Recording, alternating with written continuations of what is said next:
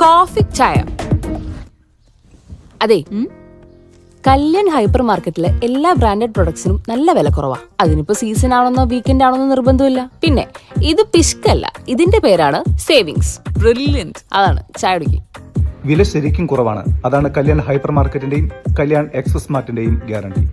കേരളത്തിൽ ബി.ജെ.പിയും കോൺഗ്രസും തമ്മിൽ വ്യക്തമായ രാഷ്ട്രീയ ഡീൽ നിലനിൽക്കുന്നുണ്ടെന്ന് CPIM സംസ്ഥാന സെക്രട്ടറി MV ഗോവിന്ദൻ.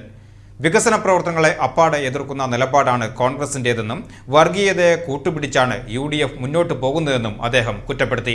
വടക്കാഞ്ചേരിയിൽ നടന്ന വാർത്താ സമ്മേളനത്തിൽ സംസാരിക്കുകയായിരുന്നു അദ്ദേഹം. ബി.ജെ.പിക്ക് കേരളത്തിൽ ഏതെങ്കിലും സീറ്റ് ജയിക്കണമെങ്കിൽ കോൺഗ്രസിൻ്റെ ചെലവിൽ മാത്രമേ സാധിക്കൂ. അതാണ് പാർലമെൻറ്റ് തെരഞ്ഞെടുപ്പിലെ സുരേഷ് ഗോപിയുടെ അവസ്ഥ. ഇതിനു മുമ്പ് നിയമസഭാ മണ്ഡലത്തിൽ അവിടെ ഒരു പ്രാവശ്യം ബി.ജെ.പി ജയിച്ചു. ബി.ജെ.പിക്ക് ജയിച്ചപ്പോൾ എന്താ സ്ഥിതി? ബി.ജെ.പിക്ക് ജയിക്കാൻ കഴിഞ്ഞപ്പോൾ കോൺഗ്രസിന് 29,000 വോട്ടാണ് കുറഞ്ഞത്. ഒറ്റ മണ്ഡലത്തിൽ 13,000 വോട്ടാണ് കിട്ടിയത്. കെട്ടിവെച്ച കാശ് കിട്ടിയില്ല കോൺഗ്രസ്. എന്ന് പറഞ്ഞാൽ കോൺഗ്രസ് എന്ന് പറഞ്ഞാൽ UDFന് കെട്ടിവെച്ച കാശ് കിട്ടിയില്ല. അവിടെ രാജഗോപാലൻ ജയിച്ചു. എവിടെ കോൺഗ്രസിൻ്റെ സഹായം ബി.ജെ.പിക്ക് ലഭിക്കുമോ അവിടെയാണ് അവർ ജയിച്ചത്. 2 പ്രാവശ്യം ജയിച്ചു. ഒരു അസംബ്ലിയിലും ജയിച്ചു, ഒരു പാർലമെൻറ്റിലും ജയിച്ചു. രണ്ടും കോൺഗ്രസും അതുപോലെ തന്നെ ബി.ജെ.പിയും തമ്മിലുള്ള ഡീലിൻ്റെ ഭാഗമായിട്ടാണ്. എന്നാൽ കോൺഗ്രസ് സഹായിച്ചില്ലെങ്കിൽ ഒരു സീറ്റിലും ബി.ജെ.പി ഈ കേരളത്തിൽ ജയിക്കില്ല. കോൺഗ്രസ് സഹായിക്കുമെന്ന് പ്രതീക്ഷിക്കുന്നപ്പോൾ സ്വാഭാവികമായിട്ട് LDF അത് വിലയിരുത്തിയിട്ടുണ്ടാവുമല്ലോ. അല്ല, സഹായിക്കുമെന്ന് പ്രതീക്ഷിക്കുന്ന സീറ്റുകൾ അങ്ങനെ കോൺഗ്രസ് പ്രതീക്ഷിക്കുന്ന സീറ്റ് ഇപ്പം പറയാൻ പറ്റില്ല. അത് കഴിഞ്ഞാലേ പറയാൻ പറ്റും ഇവരെന്ത് നിലപാടാണ് സ്വീകരിക്കുന്നത്. ഇതെല്ലാം അണ്ടർ കറണ്ടാണ്. നമുക്കിപ്പോൾ പുറത്ത് കാണുന്നത് മാത്രമേ ഉള്ളൂ ചിത്രം. അത് പറയാൻ പറ്റില്ല. അല്ല, ഞാനത് പറഞ്ഞതെന്ന് വെച്ചാൽ അത് ഉണ്ടെങ്കിൽ മാത്രമേ അവർ ജയിക്കുള്ളൂ. അവർ ജയിച്ചില്ലെങ്കിൽ പിന്നെ അതിന് പറ്റി പറയണ്ടല്ലോ. അത് നിങ്ങൾ ചോദിക്കുന്നില്ല, ഞാൻ മറുപടി പറഞ്ഞത്. ജയിക്കാൻ സാധ്യതയുണ്ടോ എന്ന് ചോദിച്ചപ്പോൾ ഞാൻ പറഞ്ഞത് കോൺഗ്രസിൻ്റെ സഹായം ഇല്ലാതെ ഒരു നിയോജക മണ്ഡലത്തിലും ബി.ജെ.പി ജയിക്കില്ല. അപ്പോൾ അതിൻ്റെ ഉത്തരവ് തന്നെയാണ് ബി.ജെ.പി ജയിക്കില്ല. പറഞ്ഞത് ബി.ജെ.പി ജയിക്കില്ല. പോരെ?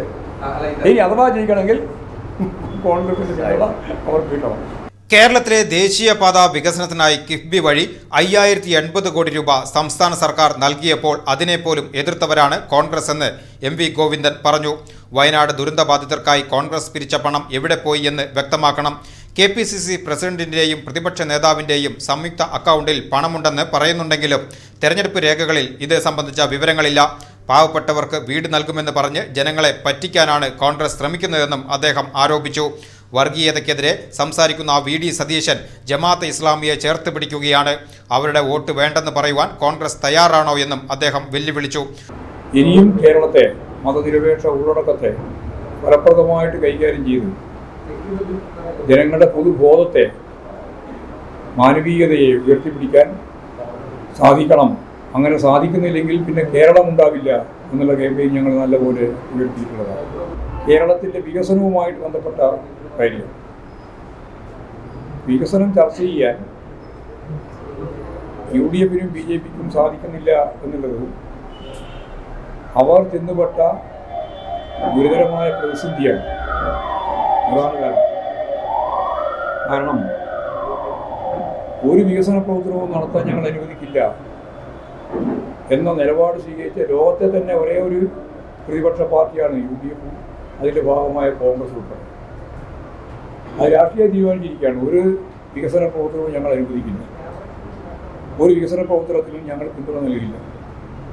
നാഷണൽ ഹൈവേയുടെ കാര്യം അതാണ്, ഗേൽ പദ്ധതിയുടെ കാര്യം അതാണ്, ഉടംകുളത്തിൽ നിന്നുള്ള വൈദ്യുതി ലൈൻ ഇങ്ങോട്ടേക്ക് കൊച്ചിയിലെത്തിക്കുന്നതിന് വേണ്ടി നടത്തിയിട്ടുള്ള ശ്രമത്തിൻ്റെ ഭാഗമായിട്ട് അത് വഴിക്ക് വെച്ച് അവസാനിപ്പിക്കുമ്പോഴും അത് തന്നെയാണ് അവർ പറഞ്ഞത്. അതിനെ തുടർന്ന് മുമ്പോട്ടേക്ക് കൊണ്ടുവരുമ്പോഴും അതിനും ഞങ്ങളില്ല. ഒരു വികസന പ്രവർത്തനത്തിനും ഞങ്ങളുടെ പിന്തുണയില്ല.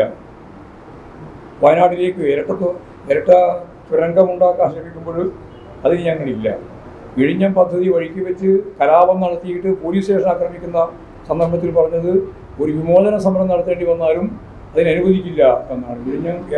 വിഴിഞ്ഞം പോർട്ടിന് അനുവദിക്കില്ല എന്ന നിലപാടാണ്. ഇങ്ങനെ ഓരോന്നോരോന്ന് വിശദീകരിക്കേണ്ടിയില്ല. എല്ലാ കാര്യവും നാഷണൽ ഹൈവേ പറ്റില്ല എന്നുള്ള നിലപാടാണ്. അതിൻ്റെ ഭാഗമായിട്ടാണ് കേരളത്തിൻ്റെ വിവിധ മേഖലകളിൽ അവർ സമരം നടത്തിയത്. ശബരിമല മുൻ മേൽശാന്തി പോറ്റിയെ സോണിയാഗാന്ധിയുമായി അടുപ്പിച്ചത് KC വേണുഗോപാലാണെന്നും ഇതിന് പിന്നിലെ ലക്ഷ്യം വ്യക്തമാക്കണമെന്നും അദ്ദേഹം ആവശ്യപ്പെട്ടു. അതുപോലെ രാഹുൽ ഗാന്ധി പാട്ടെല്ലാം പാടും, ഈരടി പാടിയെന്നാണ് പറഞ്ഞു. എന്നിട്ട് ചോദിച്ചത്രേ, ശബരിമലയിൽ പോറ്റിയെ കയറ്റിയത് ആരപ്പ?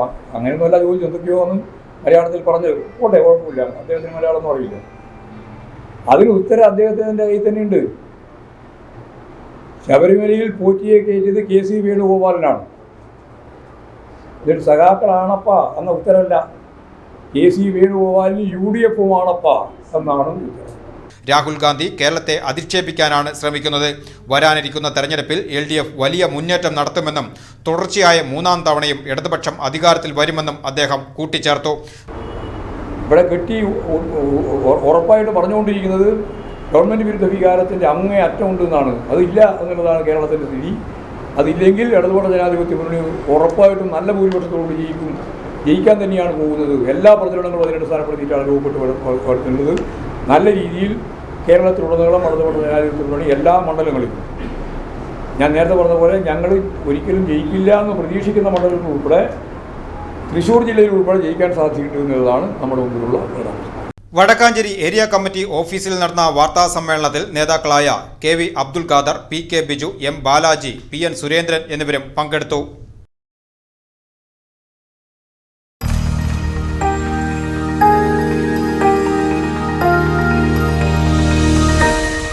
You are watching VCV News.